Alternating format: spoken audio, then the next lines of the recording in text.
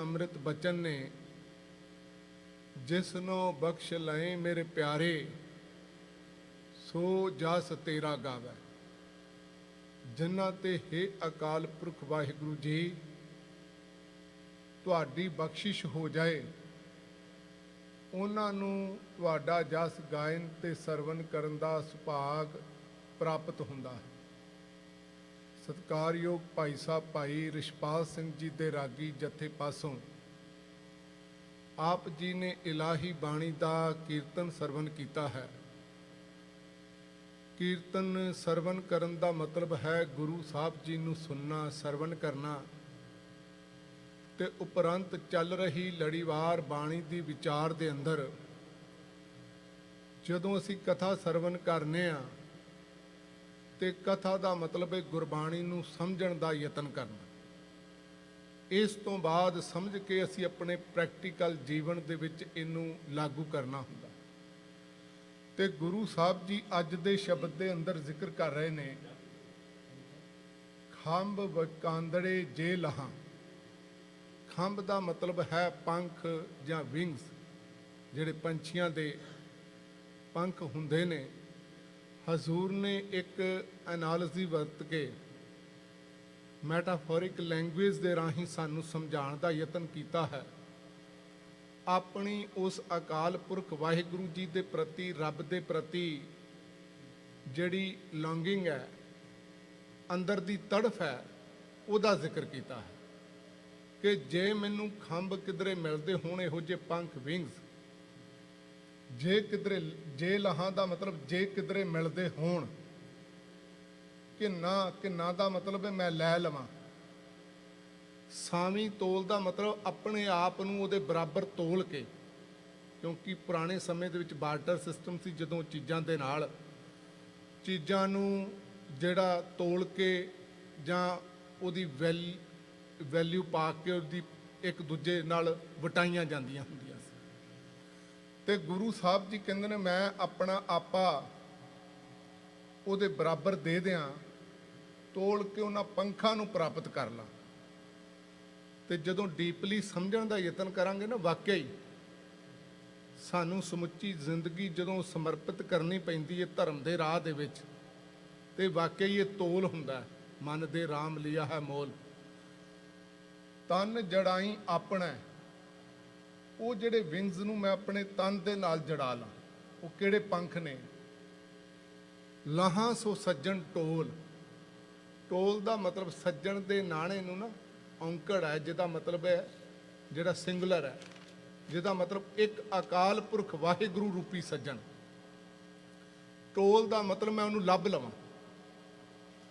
ਸਭ ਤੋਂ ਪਹਿਲਾਂ ਗੁਰੂ ਸਾਹਿਬ ਜੀ ਨੇ ਜਿਹੜਾ ਜ਼ਿੰਦਗੀ ਦਾ ਮਕਸਦ ਉਸ ਅਕਾਲ ਪੁਰਖ ਵਾਹਿਗੁਰੂ ਨੂੰ ਮਿਲਣਾ ਬਿਆਨ ਕੀਤਾ ਹੈ, ਤੇ ਉਹਦੀ ਲੌਂਗਿੰਗ ਹੈ ਗੁਰਬਾਣੀ ਦੇ ਵਿੱਚ। ਤੁਸੀਂ ਵੇਖੋ ਬੜੀ ਸ਼ਬਦਾਂ ਦੇ ਰਾਹੀਂ ਤੜਫ ਹੈ ਉਸ ਰੱਬ ਨੂੰ ਮਿਲਣ ਦੀ। ਜਦੋਂ ਗੁਰੂ ਸਾਹਿਬ ਜੀ ਨੇ ਵੱਖ-ਵੱਖ ਸ਼ਬਦਾਂ ਦੇ ਵਿੱਚ ਉਹਨੂੰ ਬਿਆਨ ਕੀਤਾ ਹੈ, ਕਿਧਰੇ ਉਹਨੂੰ ਪੁਕਾਰਿਆ, ਆਵੋ ਸਜਣਾ ਹਉ ਦੇਖਾਂ ਦਰਸ਼ਨ ਤੇਰਾ ਰਾਮ, ਘਰ ਆਪਨੜਾ ਖੜੀ ਤੱਕਾਂ, ਮੈਂ ਮਨ ਚਾਉ ਕਨੇਰਾ ਰਾਮ।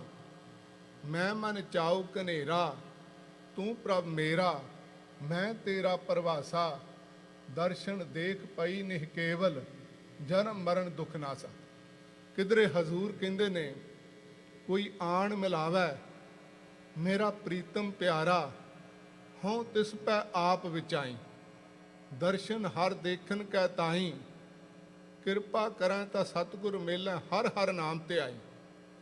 ਕਿਧਰੇ ਗੁਰੂ ਸਾਹਿਬ ਜੀ ਬਾਣੀ ਦੇ ਅੰਦਰ ਉਸ ਅਕਾਲ ਪੁਰਖ ਵਾਹਿਗੁਰੂ ਜੀ ਦੇ ਚਰਨਾਂ ਦੇ ਵਿੱਚ ਤਰਲੇ ਲੈਂਦੇ ਨੇ, ਮਿਲ ਮੇਰੇ ਪ੍ਰੀਤਮਾ ਜੀਓ, ਹਉ ਤੁਧ ਬਿਨ ਖਰੀ ਨਿਮਾਣੀ, ਮੈਂ ਨੈਣੀ ਨੀਂਦਰ ਆਵੈ ਜੀਓ, ਭਾਵੈ ਅੰਨ ਨਾ ਪਾਣੀ, ਪਾਣੀ ਅੰਨ ਨਾ ਭਾਵੈ, ਮਰੀਆ ਹਾਵੈ ਬਿਨ ਪਿਰ ਕਿਉਂ ਸੁਖ ਪਾਈਐ।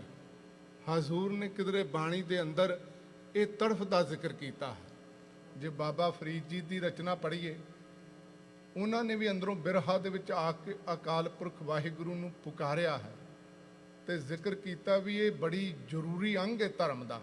ਜਦੋਂ ਬੰਦੇ ਦੇ ਅੰਦਰ ਉਸ ਅਕਾਲ ਪੁਰਖ ਵਾਹਿਗੁਰੂ ਨੂੰ ਮਿਲਣ ਦੀ ਇੱਕ ਤਾਂਘ ਪੈਦਾ ਹੁੰਦੀ ਹੈ, ਤੇ ਜੋ ਤਾਂਘ ਪੈਦਾ ਨਾ ਹੋਵੇ ਤੇ ਉਹਨੇ ਰੱਬ ਨੂੰ ਤੇ ਕੀ ਮਿਲਣਾ ਹੈ। ਸ਼ੇਖ ਫਰੀਦ ਜੀ ਕਹਿੰਦੇ ਨੇ ਅਸਲ ਦੇ ਵਿੱਚ ਤੇ ਉਹ ਜ਼ਿੰਦਗੀ ਜਿਹੜਾ ਜਿਉਂਦਾ ਬੰਦਾ ਹੈ ਨਾ, ਉਹਦਾ ਸਰੀਰ ਉਹਦੇ ਅੰਦਰ, ਕਿਉਂਕਿ ਉਸ ਰੱਬ ਨੂੰ ਮਿਲਣ ਦੇ ਲਈ ਉਹ ਜਜ਼ਬਾਤ ਨਹੀਂ ਅਜੇ ਪੈਦਾ ਹੋਏ, ਉਹ ਤੜਫ ਅਜੇ ਪੈਦਾ ਨਹੀਂ ਹੋਈ, ਉਹਦੀ ਜ਼ਿੰਦਗੀ ਦਾ ਪੈਸ਼ਨ ਨਹੀਂ ਬਣਿਆ ਉਸ ਅਕਾਲ ਪੁਰਖ ਨੂੰ ਮਿਲਣਾ। ਇਸ ਕਰਕੇ ਜਿਉਂਦਾ ਹੀ ਉਹ ਅਸਲ ਦੇ ਵਿੱਚ ਇਸ ਤਰ੍ਹਾਂ ਜਿਵੇਂ ਸ਼ਮਸ਼ਾਨ ਘਾਟ ਦੀ ਤਰ੍ਹਾਂ ਦਾ ਹੋਵੇ ਜੀਵਨ। ਤੇ ਉਹਨਾਂ ਨੇ ਜ਼ਿਕਰ ਕੀਤਾ ਬਿਰਹਾ ਬਿਰਹਾ ਆਖੀਆ, ਬਿਰਹਾ ਤੂੰ ਸੁਲਤਾਨ ਫਰੀਦਾ, ਜਿਤ ਤਨ ਬਿਰਹੋ ਨਾ ਉਪਜੈ, ਸੋ ਤਨ ਜਾਣ ਮਸਾਨ। ਉਹ ਤੇ ਮਸਾਨ ਦੀ ਤਰ੍ਹਾਂ। ਇਸੇ ਤਰ੍ਹਾਂ ਜੇ ਬਾਬਾ ਕਬੀਰ ਜੀ ਨੂੰ ਪੜ੍ਹੀਏ ਤਾਂ ਉਹਨਾਂ ਦੀ ਬਾਣੀ ਦੇ ਵਿੱਚ ਵੀ ਜ਼ਿਕਰ ਹੈ, ਕਬੀਰ ਬਿਰਹੋਂ ਭੁਜੰਗਮ ਮਨ ਵਸੈ, ਮਨ ਤ ਨਾ ਮਾਨੈ ਕੋਈ। ਕਿ ਮੇਰੇ ਅੰਦਰ ਬਿਰਹਾ ਦਾ ਇੱਕ ਸਨੇਕ ਜਾਂ ਸੱਪ ਜਿਹੜਾ ਪੈਦਾ ਹੋਇਆ ਹੈ, ਉਹ ਮਨ ਦੇ ਵਿੱਚ ਵੱਸਦਾ ਹੈ ਤੇ ਕਿਸੇ ਮੰਤਰ ਦੇ ਨਾਲ ਉਹ ਮੰਨਦਾ ਨਹੀਂ ਪਿਆ, ਉਹਨੂੰ ਧੀਰਜ ਨਹੀਂ ਹੈ। ਤੇ ਰਾਮ ਵਿਯੋਗੀ ਨਾ ਜੀਵੈ, ਜੀਏ ਤਾਂ ਬੋਰਾ ਹੋਵੇ। ਰਾਮ ਵਿਯੋਗੀ ਨਾ ਜੀਐ, ਜੀਆ ਤਾਂ ਬੋਰਾ ਹੋਏ। ਪਹਿਲੀ ਗੱਲ ਤੇ ਉਹ ਦੁਨੀਆ ਦੇ ਜਿਵੇਂ ਜਿੰਦੀ ਨਾ ਮਟੀਰੀਅਲਿਸਟਿਕ ਹੋ ਕੇ ਕਾਮ ਕ੍ਰੋਧ ਲੋਭ ਮੋਹ ਹੰਕਾਰ ਦੇ ਵਿੱਚ, ਉਸ ਤਰ੍ਹਾਂ ਨਹੀਂ ਉਹ ਜੀਂਦਾ।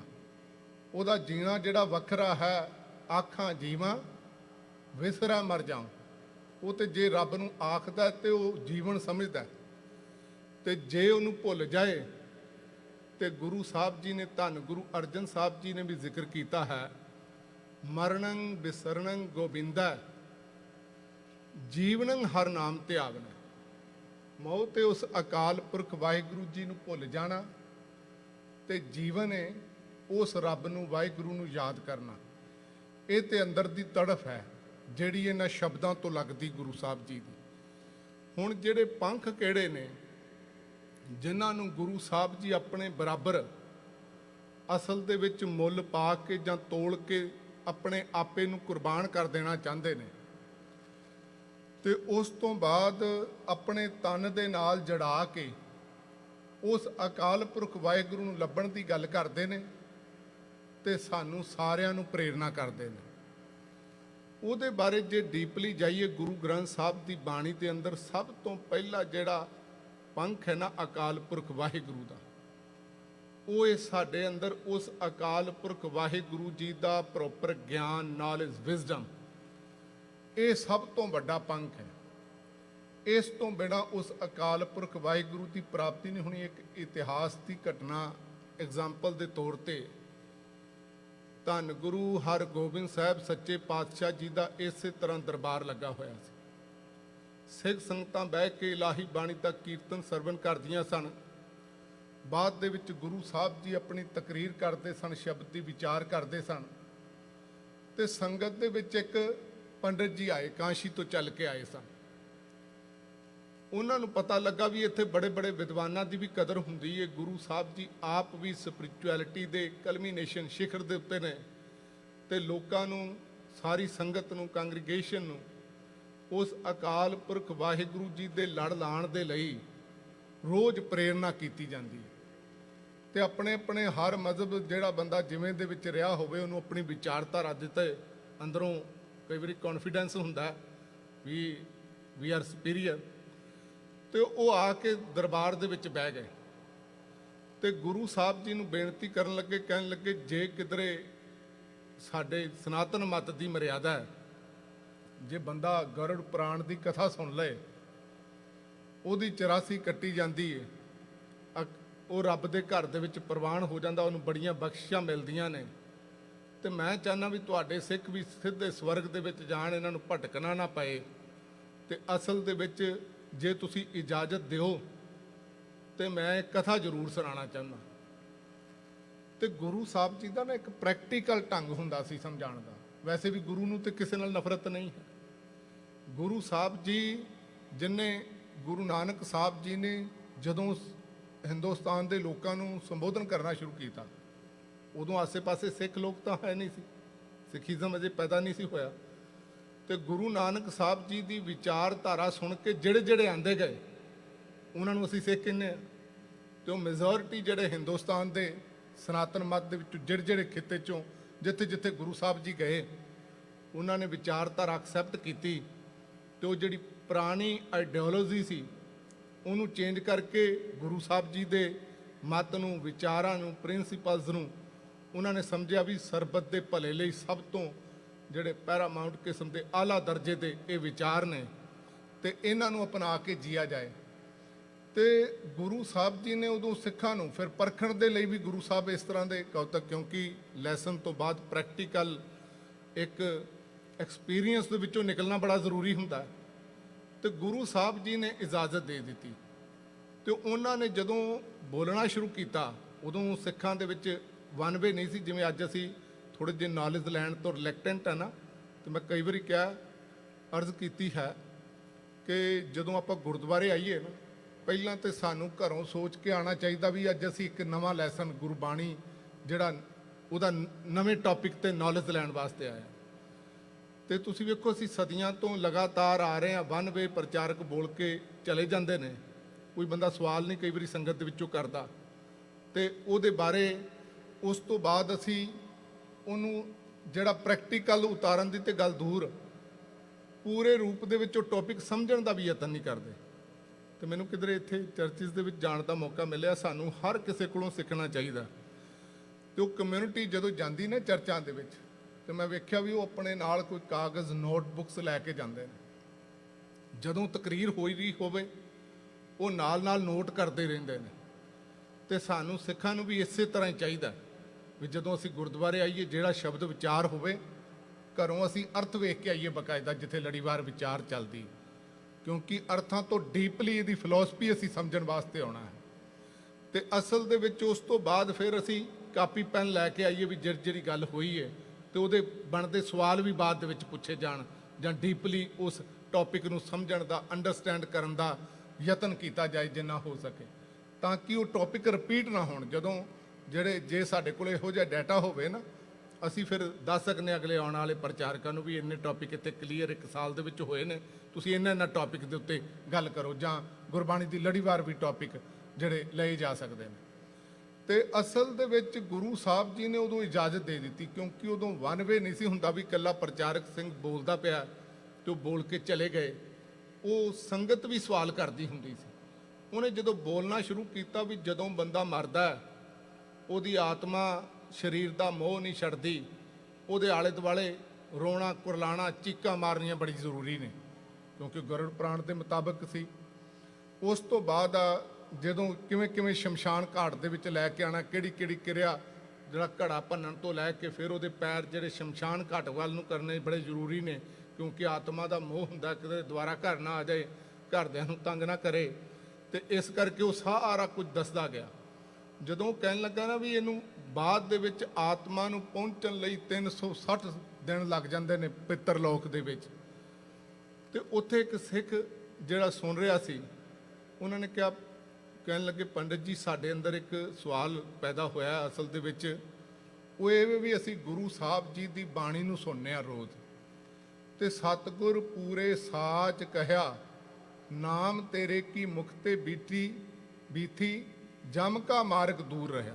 ਸਾਨੂੰ ਕਿਧਰੇ ਪਰਲੋਕ ਦੇ ਵਿੱਚ ਜਾਣ ਦੇ ਲਈ 1 ਸਾਲ ਦਾ ਸਮਾਂ ਨਹੀਂ ਲਾਣਾ ਪੈਣਾ, ਸਾਨੂੰ ਤੇ 1 ਦਿਨ ਦੇ ਵਿੱਚ ਉਹ ਸਫ਼ਰ ਅਸੀਂ ਤੈਅ ਕਰ ਸਕਦੇ। ਉਹ ਜੇ ਗੱਲ ਕਰ ਹੀ ਰਿਹਾ ਸੀ, ਦੂਸਰਾ ਸਿੱਖ ਕਹਿਣ ਲੱਗਾ 1 ਦਿਨ ਵੀ ਸਾਨੂੰ ਲਾਣ ਦੀ ਲੋੜ ਨਹੀਂ, ਅਸੀਂ ਤੇ 1 ਪਲ ਦੇ ਵਿੱਚ ਹੀ, ਕੁਝ ਮਿੰਟਾਂ ਦੇ ਵਿੱਚ ਹੀ ਉੱਥੇ ਪਹੁੰਚ ਸਕਦੇ ਹਾਂ। ਤੀਸਰਾ ਸਿੱਖ ਕਹਿਣ ਲੱਗਾ ਅਸਲ ਦੇ ਵਿੱਚ ਸਾਨੂੰ ਗੁਰੂ ਸਾਹਿਬ ਨੇ ਇਹ ਵਹਿਮਾਂ ਭਰਮਾਂ ਦੇ ਵਿੱਚੋਂ, ਸਵਰਗ ਨਰਕ ਦੇ ਵਿੱਚੋਂ ਕੱਢ ਹੀ ਦਿੱਤਾ। ਅਸੀਂ ਧਰਤੀ ਦੇ ਉੱਤੇ ਜਿਉਂਦਿਆਂ ਹੀ ਸਵਰਗ ਸਿਰਜਣਾ ਹੈ, ਇੱਥੇ ਹੀ ਅਕਾਲ ਪੁਰਖ ਵਾਹਿਗੁਰੂ ਦੀ ਪ੍ਰਾਪਤੀ ਕਰਨੀ ਹੈ, ਇੱਥੇ ਹੀ ਅਸਲ ਦੇ ਵਿੱਚ ਸਾਡਾ ਮੋਕਸ਼ ਹੈ, ਜਿਉਂਦਿਆਂ ਹੀ ਅਸੀਂ ਮੋਕਸ਼, ਅਗਿਆਨਤਾ ਤੋਂ ਮੁਕਤੀ ਹਾਸਲ ਕਰਨੀ। ਫਿਰ ਹਜ਼ੂਰ ਨੇ ਭਾਈ ਸਾਹਿਬ ਭਾਈ ਗੁਰਦਾਸ ਜੀ ਨੂੰ ਵੀ ਹੁਕਮ ਕੀਤਾ ਸਮਝਾਉਣ ਦੇ ਲਈ, ਤੇ ਕਹਿੰਦੇ ਨੇ ਭਾਈ ਗੁਰਦਾਸ ਜੀ ਨੇ ਇੱਕ ਕਵਿਤ ਦੇ ਰਾਹੀਂ ਸਮਝਾਇਆ ਵੀ ਅਸਲ ਦੇ ਵਿੱਚ ਹਰ ਬੰਦੇ ਦਾ ਨਾ ਸਫ਼ਰ ਵੱਖਰਾ ਹੁੰਦਾ। ਬੰਦਾ ਉਹਨਾਂ ਨੇ ਇੱਕ ਪਹਿਲੀ ਐਗਜ਼ਾਮਪਲ ਦਿੱਤੀ, ਜੈਸੇ ਕੀਟੀ ਕਰਮ ਕਰਮ ਕੈ ਬਿਰਖ ਚੜ੍ਹੈ ਪੰਛੀ ਉੱਡ ਜਾਏ ਬੈਠੇ ਨਿਕਟ ਹੀ ਫਲ ਕੇ। ਵੀ ਕੀੜੀ ਨੇ ਫਲ ਖਾਣਾ ਹੋਵੇ ਨਾ, ਉਹ ਹੌਲੀ ਹੌਲੀ ਚੜ੍ਹਦਿਆਂ ਕਈ ਘੰਟਿਆਂ ਦਾ ਸਫ਼ਰ ਤੈਅ ਕਰਕੇ ਦਰਖਤ ਦੇ ਫਲ ਤੱਕ ਪਹੁੰਚੇਗੀ। ਪਰ ਪੰਛੀ ਦੇ ਲਈ ਉਹ ਫਲ ਖਾਣਾ ਔਖਾ ਨਹੀਂ, ਉਹ ਇੱਕ ਸੈਕਿੰਡ ਦੇ ਵਿੱਚ ਉਡਾਰੀ ਮਾਰੇਗਾ ਤੇ ਉਹ ਫਲ ਤੱਕ ਪਹੁੰਚ ਕੇ ਫਲ ਨੂੰ ਖਾ ਲਏਗਾ। ਇਸੇ ਤਰ੍ਹਾਂ ਦੂਸਰੀ ਐਗਜ਼ਾਮਪਲ ਦਿੱਤੀ, ਕਹਿਣ ਲੱਗੇ ਜੈਸੇ ਗਾੜੀ ਧੀਰੇ ਧੀਰੇ ਚਲੀ ਜਾਤ ਲੀਕਨ ਮੈਂ, ਘੋੜੇ ਦੌੜ ਜਾਏ ਬਾएं ਦਾਹਨ ਸੰਭਲ ਕੇ। ਜਿਵੇਂ ਪੁਰਾਣੇ ਲੋਕ ਬੈਲ ਗੱਡੀਆਂ ਤੇ ਸਫ਼ਰ ਕਰਦੇ ਸਨ, 2000 ਸਾਲ ਪਹਿਲਾਂ ਤੋਂ ਇਹ ਜਿਹੜਾ ਸਫ਼ਰ ਸ਼ੁਰੂ ਹੋਇਆ ਸੀ, ਮਨੁੱਖਤਾ ਦੇ ਵਿੱਚ 2-2.5 ਹਜ਼ਾਰ ਸਾਲ ਤੋਂ ਬੰਦਾ ਬੈਲ ਗੱਡੀ ਤੇ ਸਫ਼ਰ ਕਰਦਾ ਰਿਹਾ, ਤੇ ਉਹ ਲੀਕਾਂ ਜਿਹੜੀਆਂ ਬਣੀਆਂ ਹੁੰਦੀਆਂ ਸੀ ਉਹਦੇ ਤੇ ਹੀ ਤੁਰਦੇ ਸਨ, ਤੇ ਹੌਲੀ ਹੌਲੀ ਚੱਲਦਿਆਂ ਕਈ ਦਿਨ ਲੱਗ ਜਾਂਦੇ ਸਨ ਇੱਕ ਥਾਂ ਤੋਂ ਦੂਜੀ ਥਾਂ ਤੇ ਪਹੁੰਚਦੇ। ਪਰ ਭਾਈ ਸਾਹਿਬ ਜੀ ਕਹਿੰਦੇ ਨੇ ਜਿਹੜੇ ਘੋੜੇ ਨੇ ਨਾ, ਉਹਨਾਂ ਨੂੰ ਕਿਧਰੇ ਉਹ ਬਣਾਏ ਹੋਏ ਰਾਹਾਂ ਦੇ ਉੱਤੇ ਤੁਰਨ ਦੀ ਲੋੜ ਨਹੀਂ, ਲੀਕਾਂ ਦੇ ਉੱਤੇ ਉਹ ਜਿੱਧਰੋਂ ਮਰਜ਼ੀ ਆਪਣਾ ਰਾਹ ਬਣਾ ਕੇ ਆਪ ਭੱਜ ਕੇ ਆਪਣੀ ਮੰਜ਼ਿਲ ਤੱਕ ਬੰਦਾ ਘੋੜਸਵਾਰ ਹੋਵੇ ਤੇ ਪਹੁੰਚ ਜਾਂਦਾ ਹੈ। ਤੀਸਰੀ ਉਦਾਹਰਨ ਭਾਈ ਸਾਹਿਬ ਜੀ ਨੇ ਦਿੱਤੀ, ਕਹਿਣ ਲੱਗੇ ਜੈਸੇ ਕੋਸ ਭਰ ਚੱਲ ਸਕੀਆ ਨਾ ਪਾਇਨ ਕੈ, ਵੀ ਜੇ ਬੰਦੇ ਨੇ ਇੱਕ ਥਾਂ ਤੋਂ ਦੂਜੀ ਥਾਂ ਤੇ ਪੈਦਲ ਜਾਣਾ ਹੋਵੇ ਤੇ ਬੜਾ ਜਿਹੜਾ ਟਾਈਮ ਲੱਗਦਾ ਇੱਕ ਥਾਂ ਤੋਂ ਦੂਜੀ ਥਾਂ ਤੇ ਸਰੀਰ ਨੂੰ ਪਹੁੰਚਣ ਦੇ ਲਈ, ਜਿੰਨਾ ਸਫ਼ਰ ਲੰਮਾ ਹੋਏਗਾ ਉਨਾ ਜ਼ਿਆਦਾ ਉਹਨੂੰ ਅਸਲ ਦੇ ਵਿੱਚ ਟਾਈਮ ਲੱਗੇਗਾ। ਪਰ ਆਤਮਾ ਚਤੁਰਕੁੰਟ ਧਾਏ ਆਵੈ ਪਲਕ ਹੈ, ਵੀ ਜਿਹੜਾ ਬੰਦੇ ਦਾ ਮਨ ਹੈ ਨਾ, ਖਿਆਲ, ਉਹਦੇ ਵਿੱਚ ਇੱਕ ਥਾਂ ਤੋਂ ਦੂਜੀ ਥਾਂ ਤੇ ਜਾਣਾ ਹੋਵੇ, ਵੇਖੋ ਤਨ ਕਰਕੇ ਤੇ ਸਾਨੂੰ ਵੀਜ਼ਾ ਵੀ ਲੈਣਾ ਪੈਂਦਾ ਹੈ, ਟਿਕਟ ਬਣਾਉਣੀ ਪੈਂਦੀ ਹੈ, ਫਿਰ ਤਿਆਰੀ ਕਈ ਦਿਨ ਪਹਿਲਾਂ ਕਰਨੀ ਪੈਂਦੀ ਹੈ, ਫਿਰ ਜਾ ਕੇ ਇੱਕ ਥਾਂ ਤੋਂ ਦੂਜੇ ਕੰਟਰੀ 'ਚ ਪਹੁੰਚਣੇ ਆ। ਪਰ ਮਨ ਜਿਹੜਾ ਮਨ ਹੁਣੇ ਹੀ ਇੱਕ ਪਲ ਦੇ ਵਿੱਚ ਕਿਸੇ ਹੋਰ ਕੰਟਰੀ 'ਚ ਜਾ ਸਕਦਾ, ਨਾ ਇਹਨੂੰ ਵੀਜ਼ੇ ਦੀ ਲੋੜ ਹੈ, ਨਾ ਇਹਨੂੰ ਕਿਸੇ ਪਲੇਨ ਦੀ ਲੋੜ ਹੈ, ਤੇ ਪਲ ਦੇ ਵਿੱਚ ਹੀ, ਖਿੰਡ ਦੇ ਵਿੱਚ ਹੀ ਕਿਧਰੇ ਦੀ ਕਿਧਰੇ ਪਹੁੰਚ ਸਕਦਾ ਹੈ। ਤੇ ਕਿਧਰੇ ਅਸਥਾਨ ਦੀ ਹੀ ਦੂਰੀ ਤੈਅ ਨਹੀਂ ਕਰਦਾ, ਅਸਲ ਦੇ ਵਿੱਚ ਟਾਈਮ ਦੀ ਵੀ ਦੂਰੀ ਤੈਅ ਕਰਦਾ ਹੈ। ਪਾਸਟ ਦੇ ਵਿੱਚ ਵੀ ਪਹੁੰਚ ਸਕਦਾ, ਜਿੱਥੋਂ ਜਿੱਥੋਂ ਅਸੀਂ ਆਏ ਹਾਂ, ਖਿਆਲ ਉੱਥੇ ਆ ਸਕਦੇ ਨੇ। ਬਚਪਨ ਤੱਕ ਬੰਦਾ ਮੈਮਰੀਜ਼ ਦੇ ਵਿੱਚ ਜਿਹੜਾ ਗਵਾਚਾ ਹੁੰਦਾ ਹੈ, ਤੇ ਇਹ ਕਈ ਵਾਰੀ ਫਿਊਚਰਿਸਟਿਕ ਖਿਆਲਾਂ ਦੇ ਵਿੱਚ, ਪਲੈਨਿੰਗ ਦੇ ਵਿੱਚ ਵੀ ਗਵਾਚ ਜਾਂਦਾ। ਤੇ ਇੱਕ ਇਹ ਵੀ ਗੱਲ ਹੈ ਵੀ ਤਨ ਕਰਕੇ ਨਾ ਅਸੀਂ ਅੱਜ ਜਿਵੇਂ 21ਵੀਂ ਸਦੀ ਦੇ ਅੰਦਰ ਰਹਿ ਰਹੇ ਹਾਂ, ਸੇਮ ਇਸੇ ਤਰ੍ਹਾਂ ਹੀ ਹੁੰਦਾ ਹੈ, ਬੰਦੇ ਦੇ ਇੰਟੈਲੈਕਚੁਅਲ ਲੈਵਲ ਦੇ ਉੱਤੇ ਡਿਪੈਂਡ ਕਰਦਾ ਹੈ। ਕਈ ਵਾਰੀ ਨਾ ਅਰਜ਼ ਕੀਤੀ ਹੈ ਵੀ ਅਸੀਂ ਦੂਸਰੇ ਧਰਮਾਂ ਨਾਲ ਜਦੋਂ, ਕਿਉਂਕਿ ਸਿੱਖੀਜ਼ਮ ਜਿਹੜਾ ਲੇਟੈਸਟ ਹੈ ਤੇ ਬੜੀਆਂ ਗੁਰੂ ਸਾਹਿਬ ਨੇ ਸਾਇੰਟੀਫਿਕ ਵੇ ਦੇ ਨਾਲ ਕਰਮ ਕਾਂਡਾਂ ਵਹਿਮਾਂ ਭਰਮਾਂ ਚੋਂ ਕੱਢ ਕੇ ਗੱਲਾਂ ਕੀਤੀਆਂ, ਤੇ ਅਸੀਂ ਕਈ ਵਾਰੀ ਕੰਪੇਅਰ ਕਰਨੇ ਆ ਹਿੰਦੂਇਜ਼ਮ ਦੇ ਨਾਲ ਜਿਹੜਾ 4-5 ਹਜ਼ਾਰ ਸਾਲ ਪਹਿਲਾਂ। ਤੇ ਅਸਲ ਦੇ ਵਿੱਚ 4-5 ਹਜ਼ਾਰ ਸਾਲ ਪਹਿਲਾਂ ਹਿਊਮੈਨਿਟੀ ਕੋਲ ਨੌਲੇਜ ਹੀ ਇਸ ਤਰ੍ਹਾਂ ਦਾ ਸੀ, ਕਲਪਨਾ ਸੀ, ਅੰਧ ਵਿਸ਼ਵਾਸ ਜ਼ਿਆਦਾ ਸੀ, ਫਲॉज ਬੜੇ ਸਨ, ਤੇ ਬੰਦੇ ਨੇ ਜਿਹੜਾ ਜਨਰੇਸ਼ਨ ਟੂ ਜਨਰੇਸ਼ਨ ਬੜਾ ਕੁਝ ਸਿੱਖਿਆ, ਤੇ ਅੱਜ ਬਹੁਤ ਕੁਝ ਤਬਦੀਲ ਹੋ ਚੁੱਕਾ ਹੈ। ਇਸੇ ਤਰ੍ਹਾਂ ਕੁਝ ਲੋਕ ਜਿਹੜੇ ਨਾ ਅੱਜ ਰਹਿ ਰਹੇ ਨੇ, ਉਹ ਕਈ ਵਾਰੀ ਬੰਦਾ ਹੋ ਸਕਦਾ ਵੀ ਰਹਿ ਰਿਹਾ ਹੋਵੇ ਸਰੀਰ ਕਰਕੇ 21ਵੀਂ ਸਦੀ ਦੇ ਵਿੱਚ, ਪਰ ਮਾਨਸਿਕਤਾ ਦੇ ਕਰਕੇ ਉਹ ਹੋ ਸਕਦਾ 1000 ਸਾਲ ਪਿੱਛੇ ਹੋਵੇ। ਜਾਂ ਆ ਪਿੱਛੇ ਜੇ ਤੁਸੀਂ ਵੇਖੋ ਸੈਂਟਨਲੀਜ਼ ਇੱਕ ਜਿਹੜੀ ਜਾਤੀ ਹੈ, ਜਿੱਥੇ ਉਹ ਬੜੀ ਚਰਚਾ ਦੇ ਵਿੱਚ ਰਹੀ ਵੀ ਲੋਕ ਬਿਲਕੁਲ ਨੰਗੇ ਰਹਿੰਦੇ ਨੇ ਜੰਗਲ ਦੇ ਵਿੱਚ, ਉਹਨਾਂ ਦੇ ਕੋਲ ਕੋਈ ਸੱਭਿਅਤਾ, ਕੋਈ ਲੈਂਗੁਏਜ, ਕੋਈ ਐਜੂਕੇਸ਼ਨ ਨਹੀਂ ਗਈ। ਕਹਿਣ ਦਾ ਮਤਲਬ ਰਹਿ ਤੇ ਉਹ 21ਵੀਂ ਸਦੀ ਦੇ ਵਿੱਚ ਰਹੇ ਨੇ ਫਿਜ਼ੀਕਲੀ, ਪਰ ਗਿਆਨ ਨਾ ਹੋਣ ਕਰਕੇ, ਨੌਲੇਜ ਨਾ ਹੋਣ ਕਰਕੇ ਉਹ ਅਸਲ ਦੇ ਵਿੱਚ 70-80 ਸਾਲ ਪਿੱਛੇ ਜੀ ਰਹੇ ਨੇ। ਜਿਵੇਂ ਦੇ ਉਸ ਤਰ੍ਹਾਂ ਸੀ ਤੇ ਉਸੇ ਤਰ੍ਹਾਂ ਅੱਜ ਜੀ ਰਹੇ ਨੇ। ਅੱਜ ਸਿੱਖ ਸਮਾਜ ਦੇ ਵਿੱਚੋਂ ਵੀ ਕਈ ਵਾਰੀ ਅਸੀਂ 21ਵੀਂ ਸਦੀ ਦੇ ਵਿੱਚ ਰਹਿ ਰਹੇ ਹਾਂ, ਤੇ ਕੁਝ ਅਸੀਂ ਜਿਹੜੇ ਮਨਮਤ ਦੇ ਵਿੱਚ ਨਾ ਸੰਪਰਦਾਵਾਂ, ਕਈ ਵਾਰੀ ਮਨਮਤ ਬੰਦਾ ਕਹਿੰਦਾ ਜੀ ਆ ਸਿੱਖੀਜ਼ਮ ਦੇ ਅਕੋਰਡਿੰਗ ਨਹੀਂ, ਉਹ ਗਲਤ ਨਹੀਂ ਹੁੰਦੇ। ਅਸਲ ਦੇ ਵਿੱਚ ਇਸ ਤਰ੍ਹਾਂ ਹੁੰਦਾ ਵੀ ਉਹ ਚੌਥੀ ਕੋਈ 5ਵੀਂ ਸਦੀ 'ਚ ਰਹਿ ਰਿਹਾ, ਮਾਨਸਿਕਤਾ ਉੱਥੇ ਖਲੋਤੀ ਹੋਈ ਹੈ। ਕੋਈ 11ਵੀਂ ਸਦੀ 'ਚ ਗੁਰੂ ਨਾਨਕ ਸਾਹਿਬ ਤੋਂ ਪਹਿਲਾਂ ਉਹਨੂੰ ਹੀ ਸਿੱਖੀ ਸਮਝ ਰਿਹਾ ਹੈ। ਤੇ ਜੇ ਕਿਧਰੇ ਓਵਰਆਲ ਸਮਾਜ ਦੀ ਗੱਲ ਕੀਤੀ ਜਾਏ ਨਾ, ਬਹੁਤੇ ਲੋਕ ਅੱਜ ਵੀ 17ਵੀਂ 18ਵੀਂ ਸਦੀ ਤੋਂ 90% ਜ਼ਿਆਦਾ ਅੱਗੇ ਨਹੀਂ ਤੁਹਾਨੂੰ ਮਿਲਣਗੇ ਧਰਮ ਦੀ ਦੁਨੀਆ 'ਚ ਜ਼ਿਆਦਾ ਹਾਜ਼ਰੀ ਭਰਨ ਵਾਲੇ ਲੋਕ। 21ਵੀਂ ਸਦੀ ਦੇ ਵਿੱਚ ਰਹਿਣ ਵਾਲੇ ਤੇ ਕਈ ਤੇ ਲੋਕ ਇੰਨੇ ਐਡਵਾਂਸ ਹੁੰਦੇ ਨੇ, ਸਦੀਆਂ ਨਾਲੋਂ ਵੀ ਕਰੋੜਾਂ ਸਾਲ, ਸੈਂਕੜੇ ਸਾਲ ਅੱਗੇ ਹੁੰਦੇ ਨੇ। ਜਿਵੇਂ ਗੁਰੂ ਸਾਹਿਬ ਦੀ ਵਿਚਾਰਧਾਰਾ ਵੇਖੀਏ ਤੇ ਉਹ ਬੜੀ ਆਲਾ ਕਿਸਮ ਦੀ ਹੈ, ਅੱਗੇ ਜਿਹੜੀ ਆਉਣ ਵਾਲੀਆਂ ਸਦੀਆਂ ਦੇ ਵਿੱਚ ਕਿਧਰੇ ਲੋਕ ਸਮਝ ਕੇ ਉਹਨੂੰ ਲਾਗੂ ਕਰ ਸਕਣਗੇ। ਇਹਦਾ ਮਤਲਬ ਇਹ ਹੈ ਕਿ ਇਹ ਮਨ ਦੀ ਦੁਨੀਆ ਹੈ, ਸਟੇਟ ਆਫ ਮਾਈਂਡ। ਜਿਹੜਾ ਬੰਦਾ, ਸਰੀਰ ਬੰਦੇ ਦਾ ਕਿਧਰੇ ਹੈ, ਪਰ ਮਾਨਸਿਕ ਤੌਰ ਤੇ ਉਹਦਾ ਰਹਿਣ ਦਾ ਢੰਗ ਜਿਹੜਾ ਵੱਖਰਾ ਹੈ। ਇਸੇ ਤਰ੍ਹਾਂ ਭਾਈ ਸਾਹਿਬ, ਭਾਈ ਗੁਰਦਾਸ ਜੀ ਕਹਿੰਦੇ ਨੇ, ਜੈਸੇ ਲੋਕ ਵੇਦ ਭੇਦ ਗਿਆਨ ਉਨਮਾਨ ਪਛ ਗਮ ਗੁਰ ਚਰਨ ਸ਼ਰਨ ਅਸਥਲਕ ਹੈ। ਇਸੇ ਤਰ੍ਹਾਂ ਜਿਹੜਾ ਪੁਰਾਣੀ ਸਕ੍ਰਿਪਚਰਸ ਦਾ ਗਿਆਨ ਹੈ ਨਾ, ਖਾਸ ਕਰਕੇ ਜਿਹੜਾ ਵੇਦਾਸ ਤੋਂ ਜਾਂ ਸਿਮਰਤੀਆਂ ਤੋਂ ਗਿਆਨ ਆ ਰਿਹਾ ਹੈ, ਉਹ ਕਹਿੰਦੇ ਨੇ ਬੜਾ ਸਲੋ ਹੈ। ਉਹਨੇ ਮਨੁੱਖਤਾ ਦੀ ਰਫ਼ਤਾਰ ਵੀ ਬੜੀ ਸਲੋ ਕੀਤੀ ਹੋਈ, ਕਿਉਂਕਿ ਜਿਹੜਾ ਵਿੰਗ ਹੈ ਨਾ, ਮੈਂ ਜ਼ਿਕਰ ਕਰ ਰਿਹਾ ਸੀ, ਖੰਭ ਵਿਕਾਂਦੜੇ ਜੇ ਲਾਹਾਂ।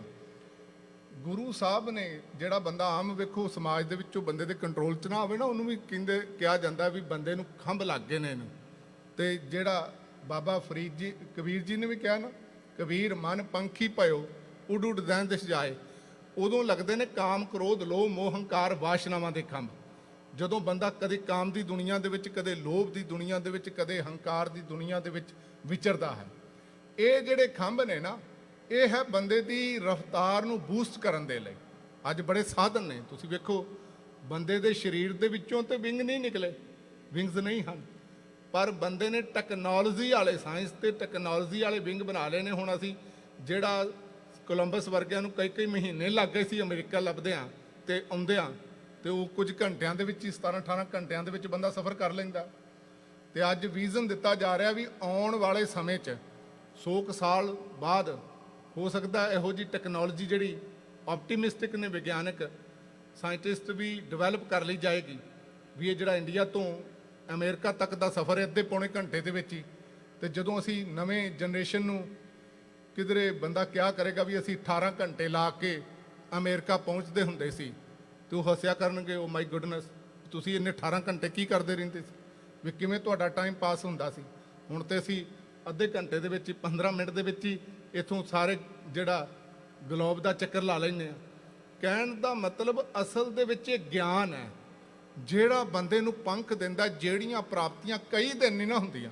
ਤੁਸੀਂ ਵੇਖੋ ਲੇਬਰ ਕਲਾਸ ਜਿਹੜੇ ਲੋਕ ਨੇ, ਸਵੇਰ ਤੋਂ ਲੈ ਕੇ ਸ਼ਾਮ ਤੱਕ ਬੜੇ ਹੱਡ ਤੋੜ ਕੇ ਮਿਹਨਤ ਕਰਦੇ ਨੇ, ਪਰ ਜਿਹੜੇ ਚੀਫ ਐਗਜ਼ੀਕਿਊਟਿਵ ਆਫੀਸਰ ਨੇ, CEO ਨੇ, ਟਵਿੱਟਰ ਦਾ ਲੈ ਲਓ, ਹੋਰ ਕਿਧਰੇ ਜਿਹੜਾ ਗੂਗਲ ਦਾ ਹੈ, ਮਾਈਕਰੋਸਾਫਟ ਦਾ, ਜਾਂ ਵੱਖ-ਵੱਖ ਜਿਹੜਾ ਇੰਡਸਟਰੀ ਕਿਧਰੇ ਵੀ ਤੁਸੀਂ ਲੈ ਲਓ, ਉਹਨਾਂ ਨੂੰ ਫਿਜ਼ੀਕਲੀ ਇੰਨਾ ਕੰਮ ਨਹੀਂ ਕਰਨਾ ਪੈਂਦਾ, ਪਰ ਉਹਨਾਂ ਕੋਲ ਵਿਜ਼ਨ ਹੁੰਦਾ ਜਿਹੜਾ ਅਸਲ ਦੇ ਵਿੱਚ ਉਹਨਾਂ ਕੋਲ ਜਿਹੜਾ ਕੰਮ ਕਰਨ ਦਾ ਕਰੇਜ ਹੁੰਦਾ, ਉਹਨਾਂ ਕੋਲ ਜਿਹੜਾ ਵਰਕ ਦਾ ਕਲਚਰ ਬਿਲਟ ਕਰਨ ਦੇ ਅੰਦਰੋਂ ਜਿਹੜਾ ਗਿਆਨ ਨੌਲੇਜ ਹੁੰਦਾ ਹੈ। ਜਿਸ ਕਰਕੇ ਉਹਨਾਂ ਦਾ ਗਿਆਨ ਪ੍ਰਾਪਤ ਕਰਨ ਦੇ ਲਈ ਨਾ ਕੰਪਨੀਆਂ ਮਿਲੀਅਨ ਬਿਲੀਅਨ ਜਿਹੜੇ ਖਰਚ ਕੇ ਉਹਨਾਂ ਨੂੰ ਆਪਣੇ ਕੋਲ ਰੱਖਦੀਆਂ, ਕੇਵਲ ਉਹਨਾਂ ਦੀ ਸਲਾਹ ਲੈਣ ਦੇ ਲਈ। ਉਹਨਾਂ ਨੂੰ ਫਿਜ਼ੀਕਲੀ ਇੰਨੀ ਮਿਹਨਤ ਨਹੀਂ ਕਰਨੀ ਪੈਂਦੀ, ਕਿਉਂਕਿ ਗਿਆਨ ਦੇ ਜਿਹੜੇ ਵਿੰਗਸ ਨੇ ਉਹ ਬੰਦੇ ਦੀਆਂ ਪ੍ਰੋਬਲਮਸ ਨੂੰ ਸੋਲਵ ਕਰਦੇ ਨੇ। ਇਸੇ ਤਰ੍ਹਾਂ ਅਕਾਲ ਪੁਰਖ ਵਾਹਿਗੁਰੂ ਜੀ ਦੇ ਪ੍ਰਤੀ ਜਾਂ ਧਰਮ ਦੇ ਵਿੱਚੋਂ ਜੋ ਕੁਝ ਕੱਢ ਰਿਹਾ, ਇੱਕ ਬੰਦਾ ਅੰਧ ਵਿਸ਼ਵਾਸ ਕਰ ਰਿਹਾ, ਸਦੀਆਂ ਹੀ ਇੱਕ ਬੁੱਤ ਦੇ ਸਾਹਮਣੇ ਬੈਠਾ ਹੋਇਆ, ਤੇ ਬੰਦਾ ਸਦੀਆਂ ਤੋਂ ਮੰਨ ਰਿਹਾ ਸੀ। ਨੋ ਡਾਊਟ ਵੀ 2-3 ਹਜ਼ਾਰ ਸਾਲ ਪਹਿਲਾਂ ਜਦੋਂ ਹਿੰਦੁਸਤਾਨ ਕੋਲ ਕੋਈ ਬੁੱਕ ਹੀ ਨਹੀਂ ਸੀ ਪੜ੍ਹਨ ਲਈ, ਤੇ ਇੱਕ ਬੁੱਕ ਲਿਖਦਿਆਂ ਕਈ ਦਿਨ ਲੱਗ ਜਾਂਦੇ ਸਨ, ਤੇ ਗਿਆਨਵਾਨ ਲੋਕ ਬੜੇ ਘੱਟ ਅਵੇਲੇਬਲ ਸਨ। ਕਿਉਂਕਿ ਆ ਵੇਖੋ ਚਾਈਨਾ ਦੇ ਵਿੱਚ 2000 ਸਾਲ ਪਹਿਲਾਂ ਕਾਗਜ਼ ਦੀ ਇਨਵੈਂਸ਼ਨ ਹੋਈ। ਉਸ ਤੋਂ ਪਹਿਲਾਂ ਤਾਂ ਕੋਈ ਬੁੱਕ ਨਹੀਂ ਸੀ, ਕਿਧਰੇ ਵੀ ਨਹੀਂ ਸੀ, ਅਵੇਲੇਬਲ ਨਹੀਂ ਸੀ। ਕੋਈ ਸਾਦਾ ਸੰਤਾਂ ਕੋਲੋਂ ਜਾਂ ਸੁਣੀ ਸੁਣਾਈ ਕੋਈ ਗੱਲ ਸੁਣਦਾ ਹੋਏਗਾ, ਤੇ ਹੋ ਸਕਦਾ ਕਿਸੇ ਬੁੱਤ ਦੇ ਸਾਹਮਣੇ ਬਹਿ ਕੇ ਬੰਦੇ ਦੇ ਅੰਦਰ ਉਦੋਂ ਅਹਿਸਾਸ ਪੈਦਾ ਹੁੰਦਾ ਹੋਵੇ ਵੀ ਚਲੋ ਮੈਂ ਰੱਬ ਨੂੰ ਮੰਨ ਰਿਹਾ, ਥੋੜ੍ਹੀ ਜਿਹੀ ਭਾਵਨਾ ਪੈਦਾ ਹੁੰਦੀ ਹੋਵੇ, ਚੰਗੀ ਫੀਲਿੰਗ ਪੈਦਾ ਹੁੰਦੀ ਹੋਵੇ, ਕੈਮੀਕਲ ਦਿਮਾਗ ਦਾ ਪ੍ਰੋਡਿਊਸ ਹੁੰਦਾ ਹੋਵੇ ਵੀ ਮੈਂ ਹੈਪੀ ਹਾਂ, ਵੀ ਮੈਂ ਫਲਾਣੇ ਟੈਂਪਲ ਦੇ ਵਿੱਚ ਜਾ ਕੇ ਆਇਆ। ਪਰ ਅੱਜ ਤੇ ਗਿਆਨ ਹੈ, ਗੁਰੂ ਸਾਹਿਬ ਨੇ ਇਹੀ ਗੱਲ ਤੇ ਕਹੀ ਨਾ, ਜਦੋਂ ਵਿੰਗ ਦਿੱਤੇ ਉਦੋਂ ਕਿਹਾ ਪਾਥਰ ਨਾ ਕਿਛ ਬੋਲੈ ਨਾ ਕਿਛ ਦੇ, ਫੋਕਟ ਕਰਮ ਨਿਫਲ ਹੈ ਸੇ, ਵੀ ਨਾ ਕੁਝ ਤੁਸੀਂ ਬੈਠੇ ਰਹੋਗੇ। ਗੁਰੂ ਨਾਨਕ ਸਾਹਿਬ ਦੇ ਬੁੱਤ ਕੋਲ ਬੈਠੇ ਰਹੋ, ਭਾਵੇਂ ਕਿਸੇ ਦੇਵੀ ਦੇਵਤੇ ਕੋਲ ਬੈਠੇ ਰਹੋ, ਨਾ ਉਹਨੇ ਕੁਝ ਬੋਲਣਾ ਹੈ ਤੇ ਨਾ ਕੁਝ ਦੇਣਾ ਹੈ। ਤੇ ਜੇ ਗਿਆਨ ਬਾਣੀ ਪੜਾਂਗੇ ਤੇ ਸਾਨੂੰ ਗਿਆਨ ਮਿਲੇਗਾ, ਇੱਕਦਮ ਸਾਨੂੰ ਉਹ ਪ੍ਰਾਪਤੀ ਇੰਸਟੈਂਟਲੀ ਹੋ ਜਾਏਗੀ। ਇਸ ਕਰਕੇ ਗੁਰੂ ਸਾਹਿਬ ਜੀ ਨੇ ਇਹ ਗਿਆਨ ਵਾਲੇ ਵਿੰਗਸ ਦਿੱਤੇ ਨੇ, ਤੇ ਹੁਣ ਤੇ ਗਿਆਨ ਨਾਲ ਵੀ ਬੰਦੇ ਨੂੰ ਕੰਟਰੋਲ ਨਹੀਂ ਕੀਤਾ ਜਾ ਸਕਦਾ, ਤੇ ਬੰਦਾ ਬੇਈਮਾਨ ਹੈ ਅੰਦਰੋਂ। ਇਸ ਕਰਕੇ ਕੈਮਰੇ ਲੱਗੇ ਹੋਏ ਨੇ ਧਾਰਮਿਕ ਸਥਾਨਾਂ ਤੇ ਵੀ।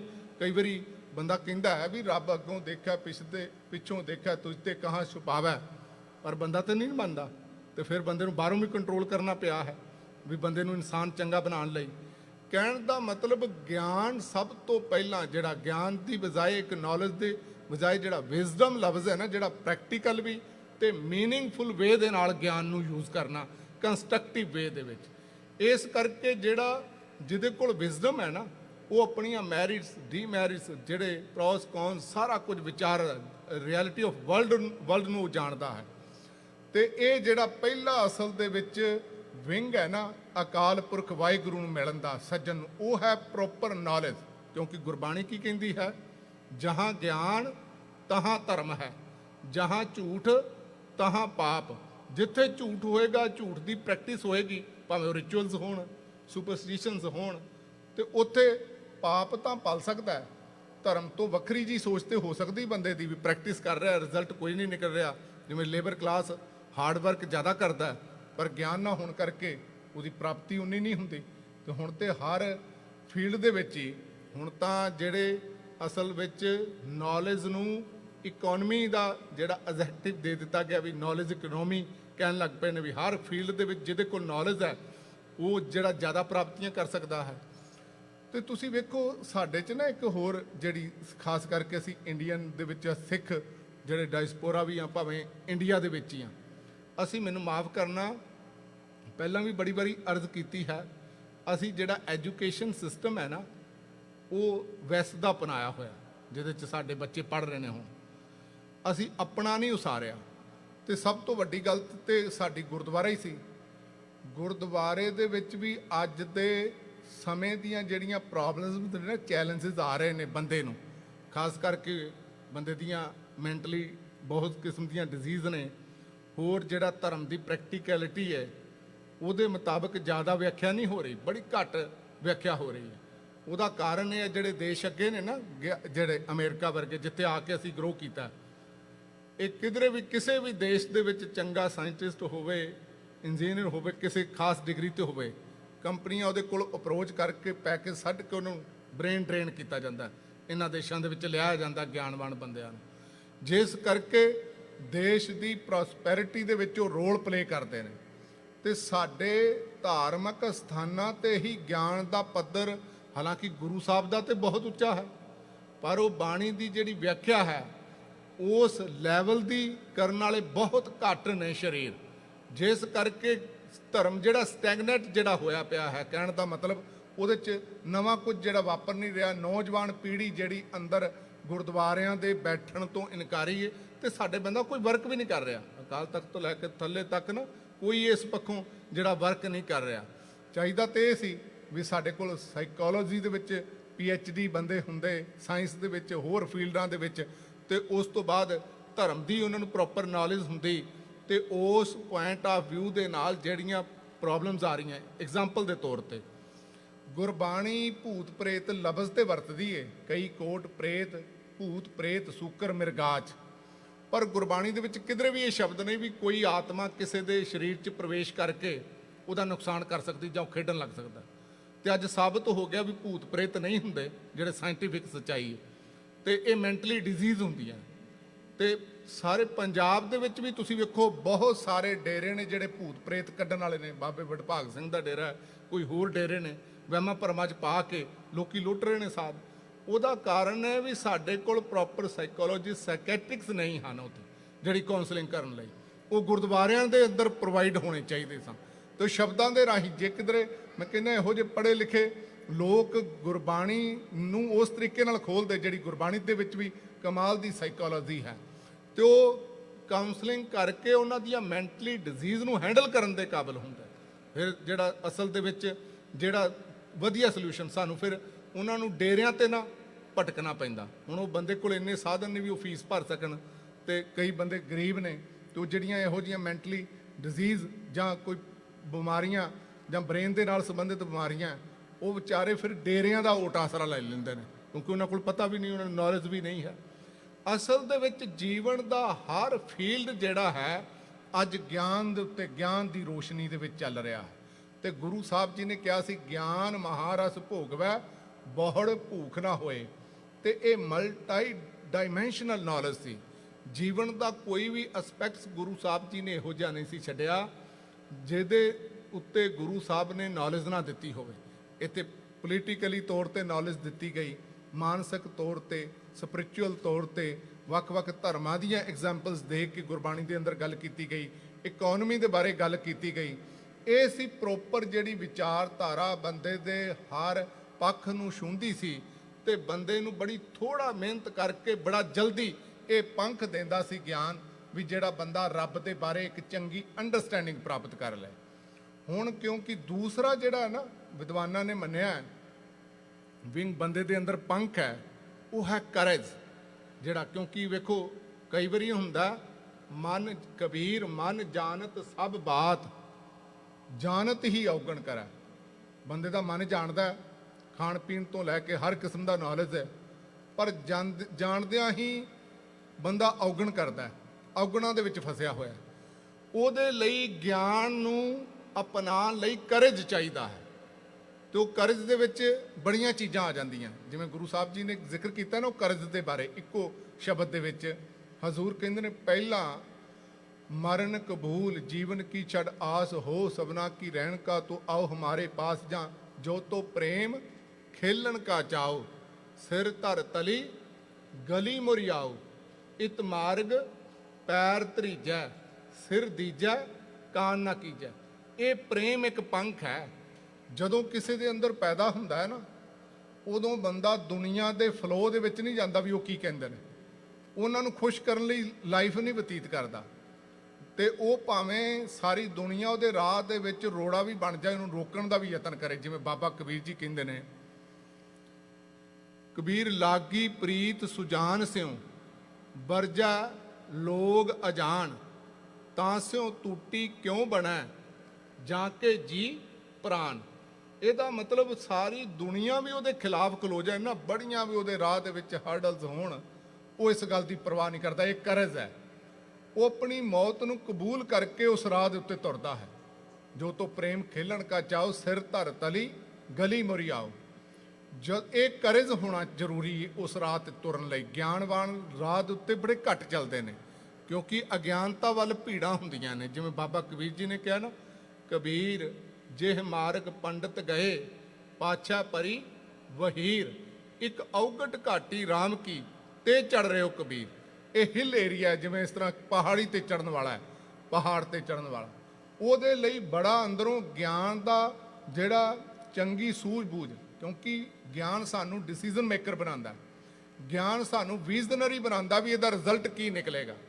ਉਸ ਤੋਂ ਬਾਅਦ ਜਿਹੜਾ ਕਰਜ਼ ਹੈ, ਇਹ ਦੂਸਰਾ ਵਿੰਗ ਹੈ ਜਿਹੜਾ ਸਾਡੇ ਅੰਦਰ ਪੈਸ਼ਨ ਪੈਦਾ ਕਰਕੇ ਉਹਦੇ ਮੁਤਾਬਕ ਕੋਈ ਵੀ ਫੀਲਡ ਹੋਵੇ ਜਿਹੜਾ ਬੰਦੇ ਨੇ ਜਿਹਦੇ ਉੱਤੇ ਪਹੁੰਚਣਾ ਹੈ, ਸਾਡਾ ਕਰਜ਼ ਅੰਦਰੋਂ ਸਾਡਾ ਵਿੰਗ ਦੂਸਰਾ ਵਿੰਗ ਬਣਦਾ ਹੈ।